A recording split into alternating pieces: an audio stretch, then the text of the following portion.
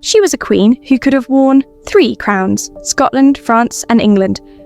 But instead, she lost her head. Mary Stuart. In this video, we'll take a close look at the film that tells her story and think about what brought her to the scaffold. Was it the cruel fate of destiny or her own actions? You could say Mary Stuart is one of the most famous queens in culture, literature, and film, on the same level as Anne Boleyn. It's the tragic story of a beautiful woman executed by the order of her own blood relative. Because of this, Mary is often remembered as an innocent Catholic martyr, a lamb who knew nothing while everything that happened was caused by the people around her. The 2018 film with Margot Robbie and Saoirse Ronan gives us exactly this version. Elizabeth is shown envying Mary, her youth, though they were only 9 years apart, her beauty, and her chance to have children. In short, the film places the two women in constant opposition. But how did it happen in real history? Let's try to find out. The action of the film begins in 1587, when Mary is being taken to her execution. Then, very quickly, we are moved back to 1561, to the moment when she arrives in Scotland. If you are not familiar with Mary's story before this point, here it is in just a few strokes. She became Queen of Scotland only 6 days after her birth in 1542, because her father died suddenly. There is a belief that, lying on his deathbed and hearing that a daughter had been born, he said something like, "It can wi' a lass, and it will gang wi' a lass." The meaning was that the Stuarts had come to power through a woman, and that everything would end with a woman as well. These words turned out to be only partly prophetic, because the dynasty did not end with Mary, but with her great-great-granddaughter Anne, Queen of Great Britain. Through her father, Mary was the granddaughter of Margaret, sister to Henry VIII, and wife to the King of Scotland. This gave Mary a legitimate claim to the English throne, which, as you might guess, became the central apple of discord between the two queens later on. Henry VIII very much wanted Mary to marry his only son Edward, and he pressed so hard that the attempt went down in history as the Rough Wooing. Because of Henry's military invasions of Scotland and fears that the English might steal the little bride, Mary was sent to France at the age of 5. There, she spent the next 13 years marrying the French Dauphin, who soon became King Francis II, and then quickly becoming a widow. This background is important for 2 reasons. First, it helps us understand that the Queen of Scots knew almost nothing about her own country, its people, or the political situation unfolding there. And second, it explains why in the film Mary speaks with a Scottish accent, something that looks quite amusing because it is hard to see how such an accent could have appeared in a girl raised at the French court. Elizabeth, on the other hand, her cousin, grew up in a nest of courtly intrigues. She was far closer to understanding her subjects and to seeing the real arrangement of chess pieces on the board. At the beginning of the film, the two women exchange portraits, and Elizabeth laments that Mary is younger and more beautiful than she is. By the end of the film, she even admits that she started whitening her face and wearing a wig out of envy for Mary. The matter of beauty, of course, is a relative one. Mary, in her youth, did receive quite flattering descriptions of her appearance. Her grandmother, Antoinette de Bourbon, Duchess of Guise, described her as very pretty indeed. Though, honestly, what grandmother would describe her granddaughter any other way? And in general, I rarely come across unflattering descriptions of princesses or queens. They are almost always painted as beauties. But if we look at the 3D facial reconstruction created by Scottish scientists, I don't know about you, but I am not exactly falling off my chair from her magical beauty. Of course, beauty standards have changed over time. Still, it is likely that her appearance was perceived in combination with her character and the overall impression she made. Mary was very tall for a woman of her time, about 180 centimetres, and athletically built. Interestingly, both cousins had long arms with slender fingers, a kind of family resemblance. Elizabeth, by the way, was 9 years older. She may not have been a classical beauty, but she was a striking woman and a true trendsetter. Tracy Borman, author of Elizabeth's Women, The Hidden Story of the Virgin Queen, writes that Elizabeth did indeed begin chasing her fading youth after the age of 30, even turning to the secrets of alchemy. But her period of jealousy and bitterness toward the appearance of other women came much later in her life.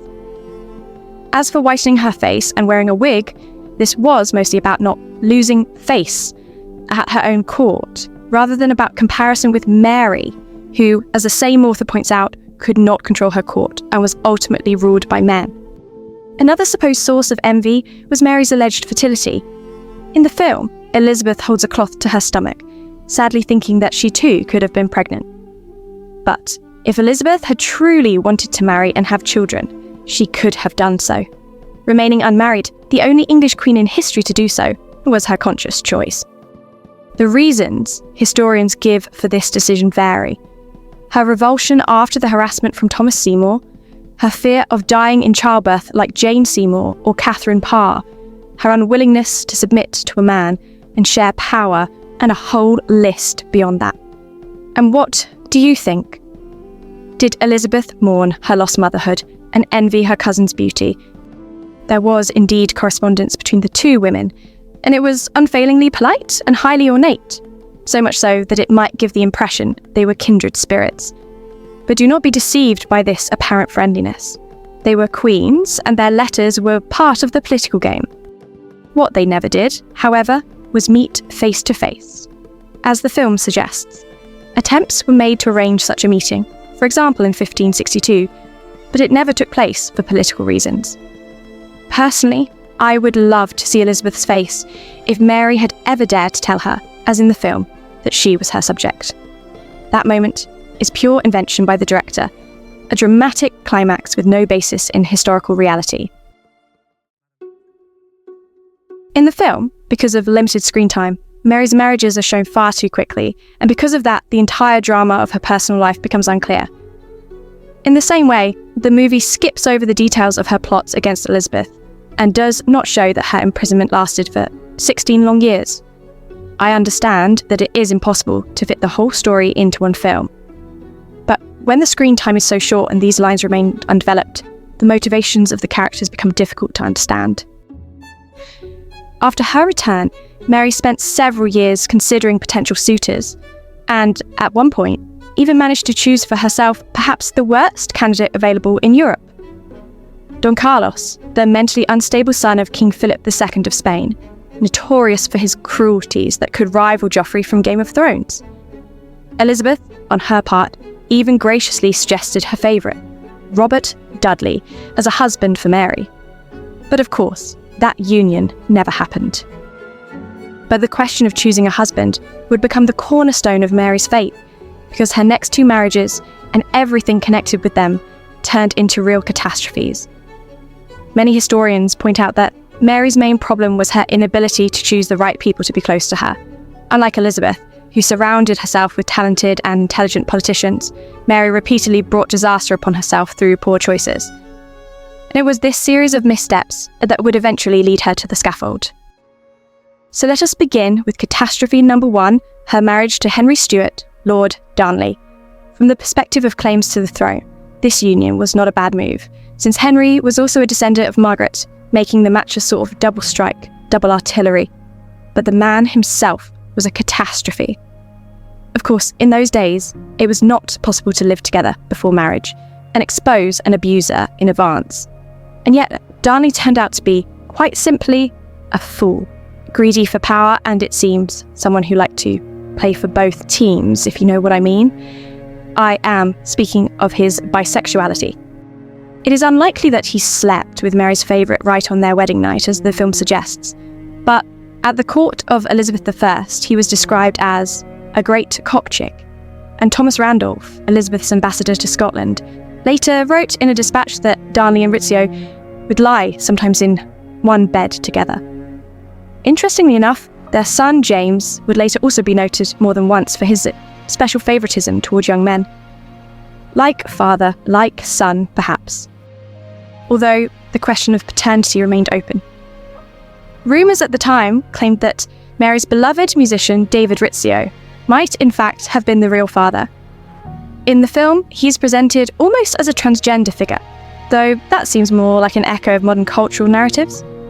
Still, this made for a very unconventional love triangle, and one that ended in sheer tragedy. David Rizzio was stabbed 57 times in front of the Queen herself while she was 6 months pregnant. It is nothing short of a miracle that, after such a shock, she managed to carry the pregnancy to term and give birth to a healthy boy. But clearly, after this, Mary had no intention of remaining married to Darnley. A council was indeed convened to discuss what to do about the problem of Darnley. Yet divorce was impossible, since it would have cast doubt on the legitimacy of James's birthright. From this point on, historians disagree sharply about what really happened, and, frankly, without a glass of good Scotch whisky, it is hard to untangle this story, but we will try nonetheless. Some believe that Mary already had a relationship with her future third husband, Bothwell, at that time, and that everything that followed was orchestrated by the two of them. Others insist that Mary was drawn into the game against her will, and was more of a victim of circumstances than its director. On the 9th of February 1567, Mary went to visit her husband, who was recovering from illness, as she had been doing for several weeks, since there seemed to be a moment of reconciliation between them. But early the next morning, the house in which he slept exploded, and his body was found strangled in the garden. Elizabeth wrote to her cousin, "I should ill fulfill the office of a faithful cousin or an affectionate friend if I did not tell you what all the world is thinking. Men say that instead of seizing the murderers, you are looking through your fingers while they escape, that you will not seek revenge on those who have done you so much pleasure, as though the deed would never have taken place, had not the doers of it been assured of impunity. For myself, I beg you to believe that I would not harbour such a thought." Elizabeth urged Mary to investigate the murder of her husband, a crime for which James Hepburn, Earl of Bothwell, was directly accused. Yet the investigation never went anywhere. Instead, Bothwell secured the support of lords and bishops in order to marry the Queen. Quite a twist. Only yesterday, you were being tried for the murder of the Queen's second husband, and today, you are recommended as her third. The problem was that virtually everyone at court hated him. In any case, the story grows darker. Bothwell abducted Mary and, according to some sources, forced her into sexual relations so that she could not escape the marriage, which was concluded on May 15th. In support of the opposite version, that it was not abduction but a voluntary union, we have the infamous casket letters. These were a series of letters supposedly written by Mary to Bothwell, later destroyed by her son. Many modern scholars believe they were forgeries designed to blacken the Queen's name. One thing, however, is clear. Neither the scandal of the letters nor her third marriage won Mary any popularity. On the contrary, they drove the final nail into the coffin of her reign. In the film, after her marriage, Mary is simply pressured to abdicate and then immediately travels to England to seek help from Elizabeth. In reality, several significant and dramatic chapters of Mary's story are left out before she finally ended up under house arrest with her sister. This shows how Mary actually fought for her crown and did not immediately run to ask Elizabeth for help. First of all, she and her husband tried to resist. They even managed to raise a rather feeble army, but in the end, no battle took place. Her husband simply fled, and she never saw him again. Mary was forced to surrender on the field and was imprisoned in Lochleven Castle on an island in the middle of the lake. A month later, she suffered a miscarriage, and it was twins. Why not show that instead of an invented 10-minute conversation between the two queens? It seems dramatic enough. A woman betrayed by husband who also lost two children. She attempted to escape from that island twice. And when she finally succeeded, she raised another army. Only after her defeat, then did she flee to England to seek Elizabeth's help, and there she was taken into captivity, one that would last a long 16 years. In the film, all of this is shown as though it happened within the span of a single week. We are given hints of time passing through the changing appearance of Elizabeth, but Mary herself remains unchanged. Even in the moment before her execution, we continue to see her as the same innocent young beauty, but that distorts reality. To begin with, Mary actually lived quite well in captivity. She had plenty of servants, wardrobes full of clothes, and even during her imprisonment, portraits of her were painted. Transporting her gowns alone required 30 wagons, and she dined only from silver, with 32 dishes prepared daily for her to choose from. Once, she even went on what might be called a vacation from captivity to the spa town of Buxton. Not too bad, right? But over those years, she lost much of her beauty. She developed rheumatism and began to limp. and it is also likely that she suffered from porphyria, a disease affecting both skin and nervous system. By the time of her execution, she was no longer the slim beauty the film insists on showing. The movie also leaves out Elizabeth's true motives.